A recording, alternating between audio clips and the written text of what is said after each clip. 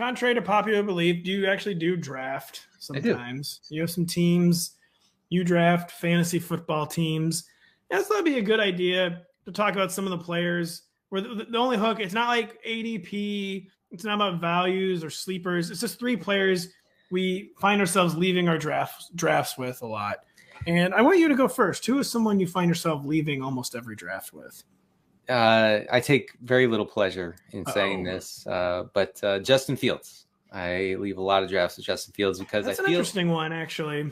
Yeah, he strikes me as the last chance to get a Konami code dual threat. Absolutely. Quarterback who can be fine for fantasy and even good for fantasy, even in weeks where, he completes less than half of his passes for 150 yards and no touchdowns. He could still score 20 points because, again, like Lamar Jackson, he is the fastest guy on the field and can make plays. And the hope is that the new Chicago offensive staff will design the offense around his ability to scramble and run.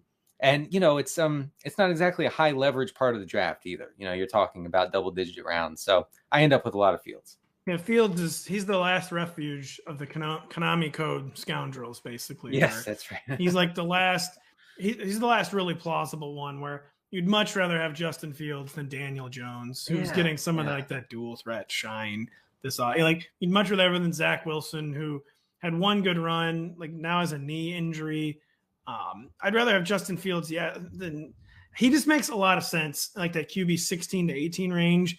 You could make an argument that we should be drafting him instead of Trey Lance, like on that QB 1-2 borderline. Yeah. He had a very good game. Speaking of like playing a lot in the preseason, like building your confidence, he played into the second half on Saturday and had like a massive, maybe it's just the whole first half, and posted a mammoth stat line. Yeah. Justin Fields, like 14 of 16, like 180 yards, 3 touchdowns. Should just be and we hope his coaching staff is at least no longer actively conspiring against him. Yes, right. And he's not been getting, I feel like, nearly the amount of buzz he should be getting for his skill set. I think that 1,000 yards rushing is within the range of outcomes. I don't know about that. And a Chicago offense that they won't have any other choice. I don't see any other choice. If they're going to move the ball, it has to be through him. He's their best player by far. Well, there's only been 3, I think, 1,000-yard quarterback rushing seasons in NFL history. Make it 4. Maybe that's, but like, it was so weird that he did not have designed runs last year. Just straight up malpractice. And I did forget, I think he had 420 rushing yards in only 12 games last year. So like 800. I say 1,000's a stretch, but 700 to 800 actually could be in play. All right. And we'll check up on that stat. Should we be drafting Justin Fields or Trey Lance? Just like straight up, like forget ADP and all that. I'd still straight up. I'd still rather have Lance. I think you have to. He's surrounded by a great offense. I'm way into Lance. One more thing about Fields. Sharp Football Analysis has a great strength of schedule measurement, and the Bears have the 4th easiest schedule per that analysis, and so I think they will have some soft matchups. The Bears defense is not going to be very good, so you could have a high volume of offensive snaps. I think it could work out for Fields. So Denny, now I have to say a player, and kind of really don't want to because the first it's DJ Moore. Taking a lot of DJ Moore for, I believe, the 3rd straight season. Yeah. And I'm not entirely sure. Help me construct the case, but thankfully not usually as my wide receiver 1, but like hammering DJ Moore basically is my second wide receiver in like the 3rd round. Maybe in some home leagues he'll even fall like the 4th round. Just been absolutely hammering him in like the 3rd round is my second wide receiver because it's as sad as it is. Baker Mayfield is the best quarterback he's ever going to play with. I just think I viewed him as like the next Stephon Diggs for 2 years now. And I just don't think any of that has gone away, where he's a guy who can just dominate and compile underneath, but also make explosive plays down the field. It's not – the target competition is not good. Like Christian McCaffrey, it was going to command 1 million targets if he stays healthy, but I feel like it's like good target competition for DJ Moore because of how much defensive attention Christian McCaffrey will occupy as a pass catcher. Like that frees up space for DJ Moore to operate.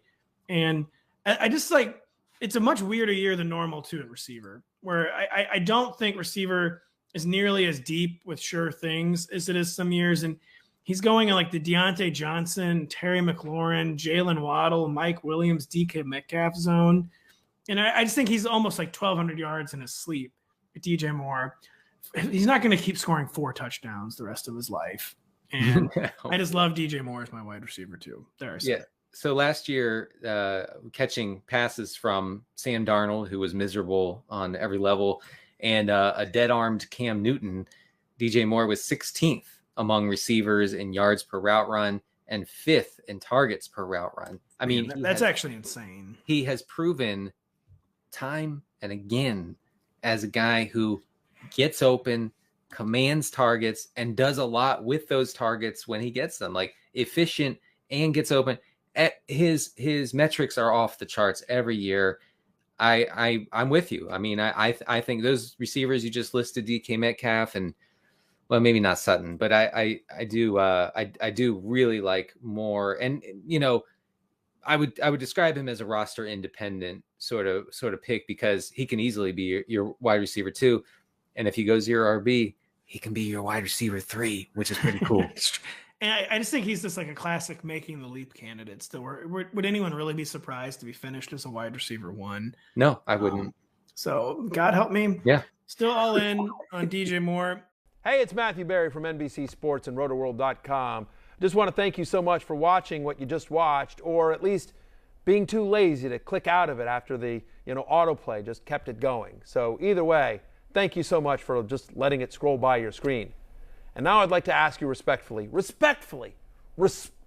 okay? Respectfully, please subscribe to the NFL on NBC YouTube channel for the latest NFL news, fantasy headlines from Rotoworld, and betting analysis from NBC Sports Edge.